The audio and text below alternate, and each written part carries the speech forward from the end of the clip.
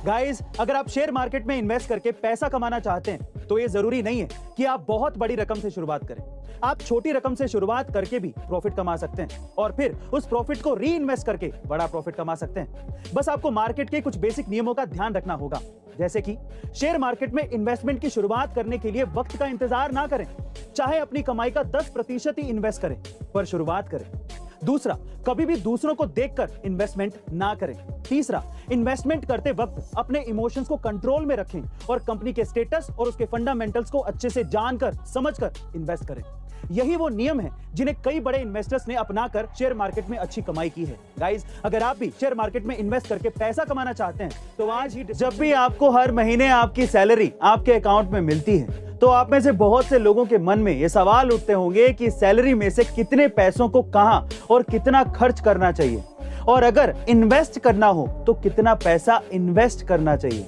इन्हीं सब सवालों का जवाब देने के लिए एक नियम बनाया गया है जिसको 50-30-20 नियम कहा जाता है। इस नियम के अनुसार 50% इनकम को आपको अपनी जरूरत की चीजों पर खर्च करना चाहिए, 30% इनकम को आपको इन्वेस्ट करना चाहिए और 20% बची हुई इनकम को आपको अपनी पसंद की चीजों को खरीदने में खर्च करना चाहिए। गाइस, अब तो आप इस नियम को जानकर अपनी सैलरी को आसानी से मैनेज कर पाएंगे। ऐसी अमेजिंग फाइनेंस वीडियोस के लिए बहुत ही खतरनाक जगह पे फंसे हुए, वहां से बाहर निकलने के मात्र 2 दरवाजे हैं। पहला दरवाजा है डोर ऑफ डेथ, खोला तो गए।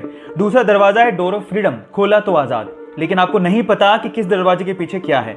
अब उन दरवाजों के आगे 2 गार्ड खड़े हैं। पहला हमेशा सच बोलता है, दूसरा हमेशा झूठ बोलता है, लेकिन आपको यह भी नहीं पता कि कौन सच्चा कौन झूठा। अब वहां से बाहर निकलने के लिए आपको यह आजादी है कि आप हर एक गार्ड से मात्र एक सवाल पूछ सकते हो। अब मेरा सवाल यह है कि आप हर एक गार्ड से क्या पूछो कि आपको पता लग जाए कि डोर ऑफ फ्रीडम यानी बाहर निकलने का रास्ता कौन सा है। 10 सेकंड का टाइम देता हूं, फटाफट से जवाब दो।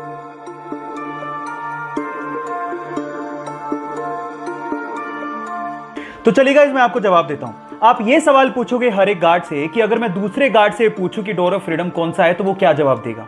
मजे की बात है कि दोनों के दोनों डोर ऑफ डेथ की तरफ इशारा करेंगे और बस उसके जस्ट अपोजिट वाला डोर डोर ऑफ फ्रीडम का है।